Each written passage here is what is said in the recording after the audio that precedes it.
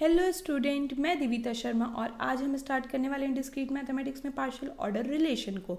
यहाँ हम उसकी डेफिनेशन और एक एग्जांपल देखेंगे। तो स्टार्ट करते हैं लेक्चर के साथ। उससे पहले अगर आपको मेरे पढ़ाए हुए लेक्चर समझ में आ रहे हैं तो प्लीज़ चैनल को लाइक कीजिए, सब्सक्राइब कीजिए, अपने फ्रेंड के साथ शेयर कीजिए। तो स्टार्ट करते हैं।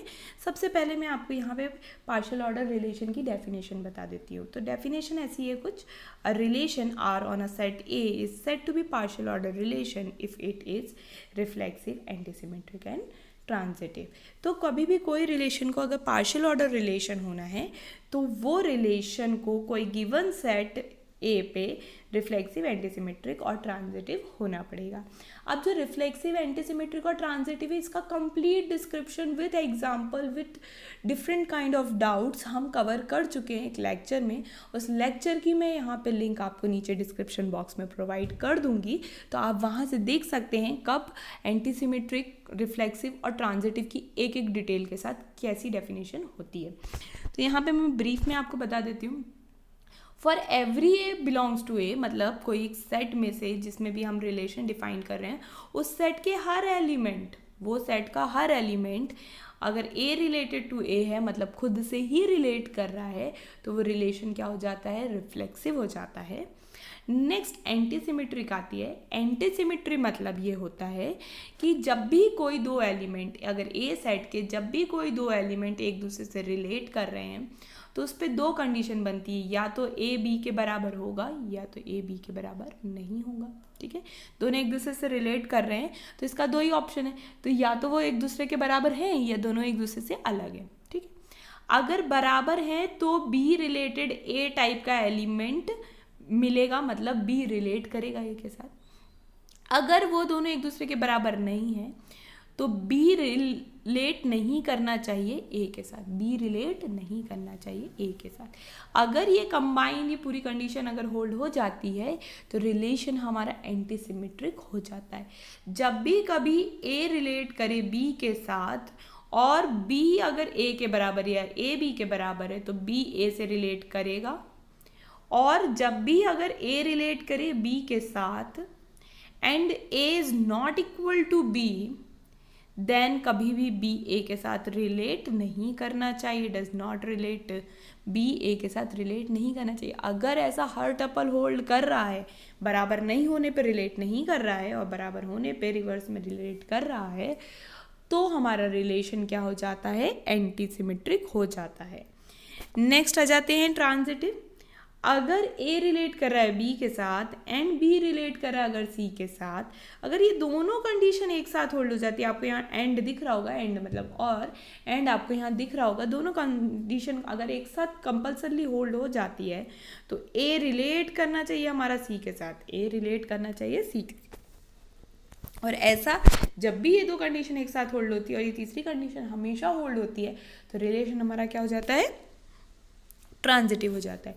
तो कोई भी रिलेशन है अगर उसको पार्शियल ऑर्डर रिलेशन होना है, अगर कोई रिलेशन है उसको पार्शियल ऑर्डर रिलेशन होना है तो उसको रिफ्लेक्सिव, एंटीसिमेट्रिक और ट्रांजिटिव होना पड़ेगा। अगर हो जाते हैं ये तीनों रिलेशन, ये तीनों कंडीशन होल्ड करता है कोई रिलेशन, तो वो अपने आप पार्शियल ऑर्डर रिलेशन बन जाएगा। तो नेक्स्ट आ जाते हैं यहाँ एक एग्जाम्पल के साथ।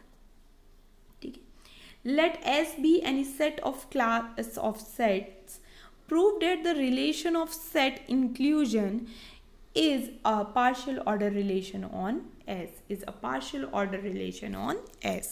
तो हमको यहाँ पे देखिए पार्शियल ऑर्डर रिलेशन होने के लिए एक सेट गिवन होना चाहिए, एक रिलेशन गिवन होना चाहिए, और रिलेशन उस सेट पे रिफ्लेक्सिव, ट्रांजिटिव और एंटीसिमेट्रिक होना चाहिए। ठीक है, तो यहाँ बात आ जाती है, सबसे पहले हम देख लेते हैं सेट का है हमारा। सेट क्या हमारा है, be any class of sets, मतलब जो S है उसके अंदर भी बहुत सारे सेट हैं। लाइक अभी तक हम देखते आ रहे थे, प्रीवियस लेक्चर्स में आपने देखा होगा, हम जो सेट ले रहे थे वो या तो इंटीजर का था या उसके अंदर ए बी सी था या कुछ भी ऐसे एलिमेंट थे। बट ये जो हमारा जो सेट है इसके अंदर भी क्या है, सेट है। लाइक ये सिंगलटन ए, सिंगलटन बी, फाई, ए कॉमा बी कॉमा सी, इस टाइप के उसके अंदर क्या है, खूब सारे सेट है। तो ये जो एस है वो set of class of set है, मतलब उसके अंदर भी सेट्स है। तो समझ में आया, एस के अंदर क्या है, एलिमेंट 1 भी एक सेट है उसका, एलिमेंट 2 भी एक सेट है, एलिमेंट 3 भी एक सेट है, एलिमेंट 4 भी एक सेट है, और जितने भी एलिमेंट है सब एक सेट है इस क्लास ऑफ सेट के अंदर। नेक्स्ट हम आ जाते हैं, हमारा रिलेशन क्या है, रिलेशन है इंक्लूजन का। इंक्लूजन को समझना है तो आप सबसेट अगर समझते हैं तो इंक्लूजन सबसेट होता है। इंक्लूजन मतलब है कि अगर कोई ए है वो इंक्लूड हो रहा है बी के अंदर, इसका मतलब है for every x belongs to A implies that x belongs a implies that x belongs to b।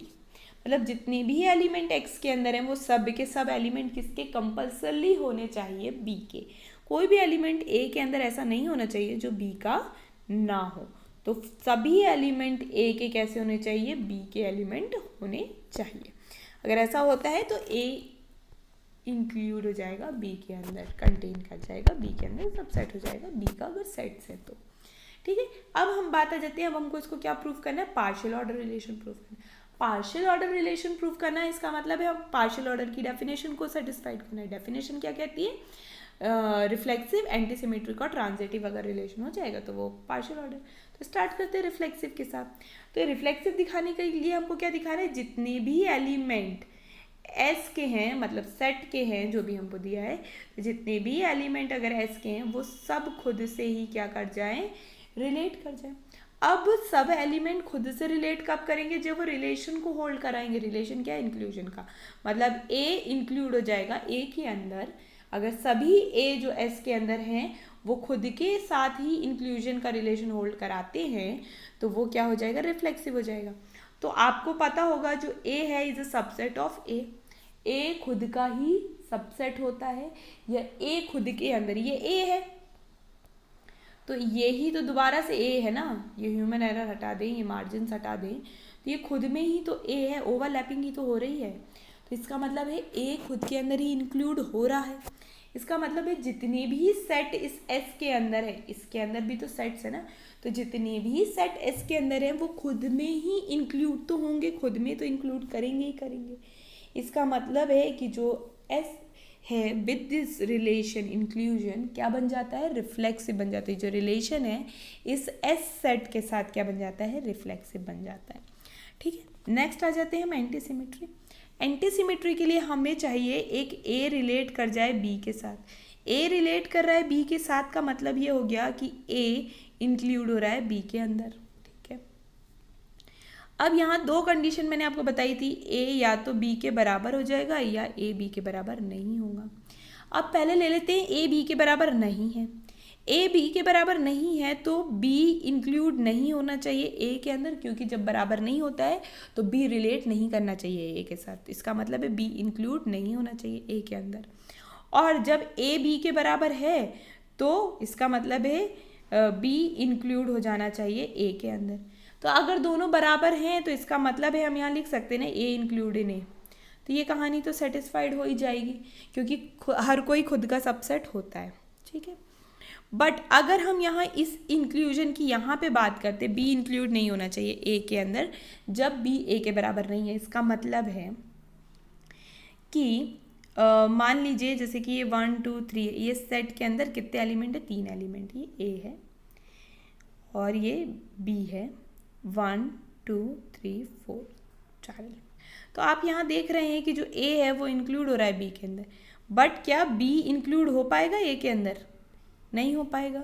क्योंकि अगर B इंक्लूड हो रहा है ए के अंदर, B इंक्लूड हो रहा है ए के अंदर, डेफिनेशन इसका मतलब क्या है, for every x belongs to capital B implies x belongs to A।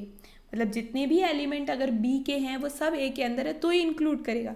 But आप यहाँ देख पा रहे हैं कि जो B के अंदर ये 4 है वो A के अंदर नहीं है, A के अंदर नहीं है। A के अंदर नहीं है का मतलब है कि जो B है वो इंक्लूड नहीं हो रहा है A के अंदर। तो जब भी B A के बराबर नहीं होगा इसका मतलब है या तो B के अंदर ज़्यादा एलिमेंट होंगे या A के अंदर ज़्यादा एलिमेंट होंगे। अगर A इंक्लूड हो रहा है B के अंदर, ए इंक्लूड हो रहा है बी के अंदर, इसका मतलब है ए के पास कम एलिमेंट है, बी के पास ज़्यादा एलिमेंट है। तो इसका रिवर्स, अगर बी इंक्लूड हो जाएगा ए के अंदर तो ऐसा कभी पॉसिबल होगा ही नहीं, क्योंकि बी के पास ज़्यादा नंबर ऑफ एलिमेंट है, जैसे अभी हमने एग्जाम्पल में देखा। तो इसका मतलब है अगर ए इंक्लूड हो रहा है बी के अंदर एंड बी इंक्लूड हो रहा है ए के अंदर, तो एक ही ऑप्शन हमारे पास बचा कि A is equal to B हो जाए, है ना, क्योंकि A is not equal to B में तो हो ही नहीं रहा था, एग्जाम्पल देख लिया हमने।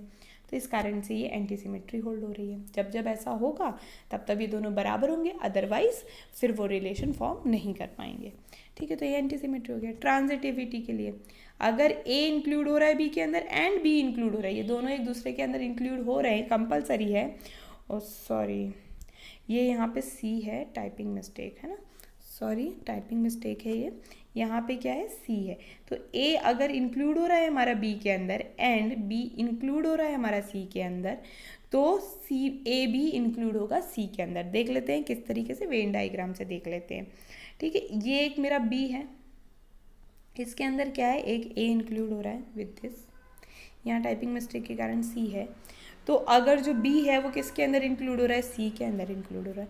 तो आप यहाँ देख पा रहे होंगे जो ए है वो सी के अंदर इंक्लूड हो रहा है, जो ए है वो इस सी के अंदर इंक्लूड हो रहा है ना। तो इस कारण जब भी ये दो कंडीशन एक साथ होल्ड होंगी, जब भी ये दो कंडीशन एक साथ होल्ड होंगी, तब तब ए इंक्लूड करेगा सी के अंदर।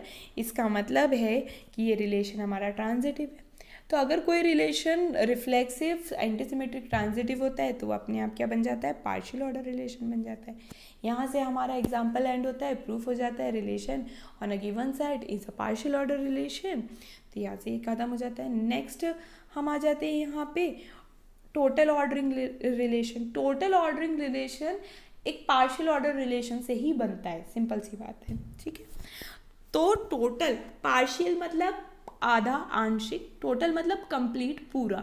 तो अगर कोई रिलेशन ऑर्डर्ड फॉर्म में लिखा जा सकता है, ऑर्डर्ड मतलब क्रम के फॉर्म में लिखा जा सकता, क्रमशः है वो, अगर कोई रिलेशन ऑर्डर्ड है तो वो अगर कंप्लीटली ऑर्डर्ड किया जाए तो वो टोटल ऑर्डर्ड, और कंप्लीटली ना करा जाए बट हाँ कुछ हद तक हम उसको ऑर्डर्ड कर पाए तो वो पार्शियल ऑर्डर। तो कंप्लीट ऑर्डर और पार्शियल ऑर्डर में डिफरेंस सिर्फ इस लॉ का है। पढ़ के देख लेते हैं definition. A relation on a set A is said to be total order relation if it is reflexive, antisymmetric and transitive and satisfy the following relation, that is the law of dichotomy, है ना। तो अगर कोई relation कोई set पे antisymmetric, transitive और reflexive होता है, साथ ही साथ वो इस लॉ को भी होल्ड करता है, तो वो टोटल ऑर्डर रिलेशन हो जाता है। कहने का मतलब पहले तो वो पार्शियल ऑर्डर रिलेशन हो जाए प्लस वो ये कंडीशन होल्ड हो जाए तो टोटल ऑर्डर रिलेशन। तो ये लॉ ऑफ डायटोमी क्या होता है ये देख लेते हैं।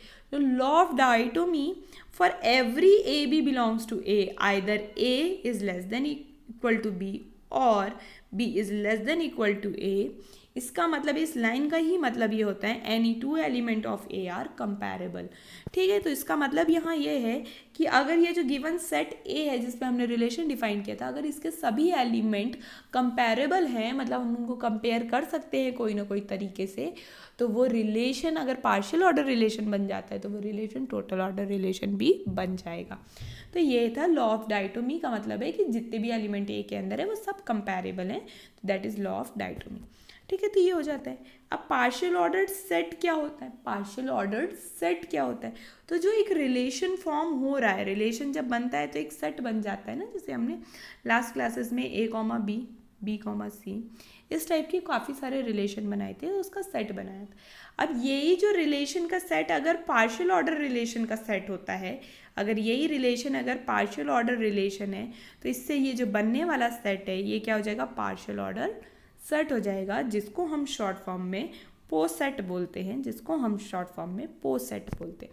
अब पार्शियल ऑर्डर रिलेशन जनरली इस वाली जो सिंबल है इससे शो किया जा सकता है, बट अभी आपने देखा ये इंक्लूजन पे भी है, आगे एक एग्जांपल है डिवाइड्स पे भी होता है, और लेस देन इक्वल टू पे। ये जनरल रिलेशन है जिस पे पार्शियल ऑर्डर रिलेशन हमेशा होल्ड होता है, ये जनरल रिलेशंस हैं जिस पे पार्शियल ऑर्डर रिलेशन हमेशा होल्ड होता है। तो इन मोर जनरल वे हम इसको इस सिंबल से शो करते हैं। ये सिंबल अब कभी इंक्लूजन भी हो जाता है और कभी ये डिवाइड हो जाता है, डिपेंड्स कि क्या है, बट इन जनरल हम इसको इस तरीके से शो करते हैं। तो जो भी सेट होता है वो यहाँ लिखते हैं, जो रिलेशन है उसका सिंबल यहाँ लिखते हैं और इसको इस तरीके से लिखते हैं। तो इसका मतलब है ये पोसेट को रिप्रेजेंट कर रहा है कि ये जो रिलेशन है इस सेट पे कैसा है, हमारा पार्शियल ऑर्डर रिलेशन है।